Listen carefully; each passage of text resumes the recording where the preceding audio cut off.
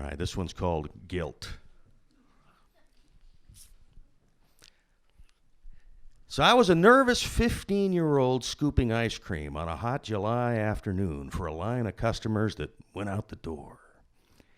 And I'll probably be denied access to the higher regions when I sit in judgment defending my life about that day. I was 2 weeks into my first regular paying job.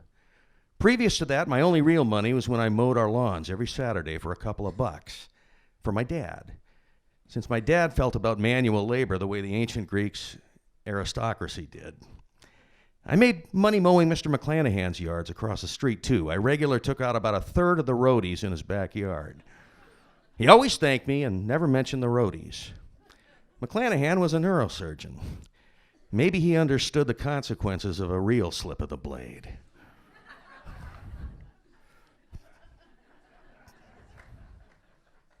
But now I was earning some real money.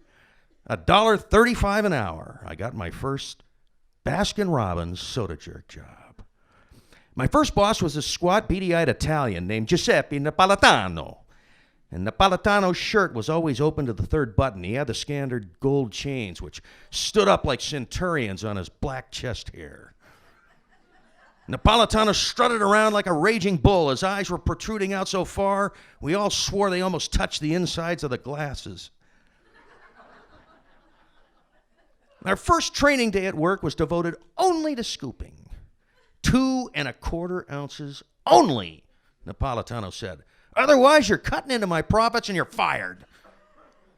And so we practiced scooping perfect 2 1/4 ounce cones.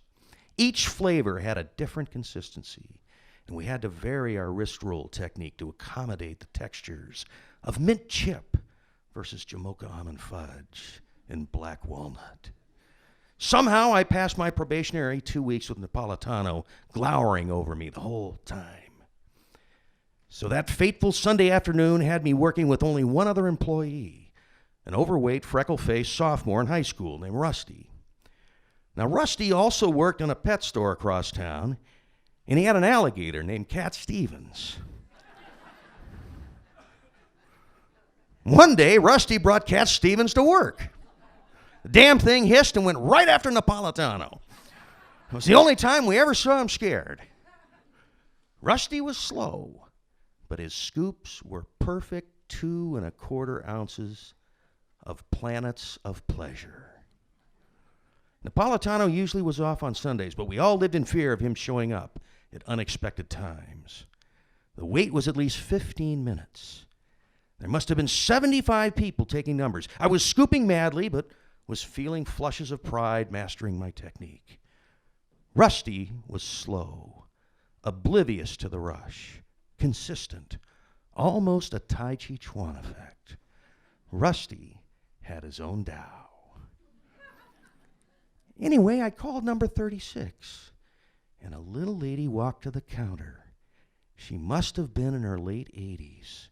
She wore a pillbox hat, and I swear she was wearing white gloves. And she reminded me of my little devout Methodist grandmother. She dressed right out of the 1930s, prim and dignified, holding her chin slightly upward.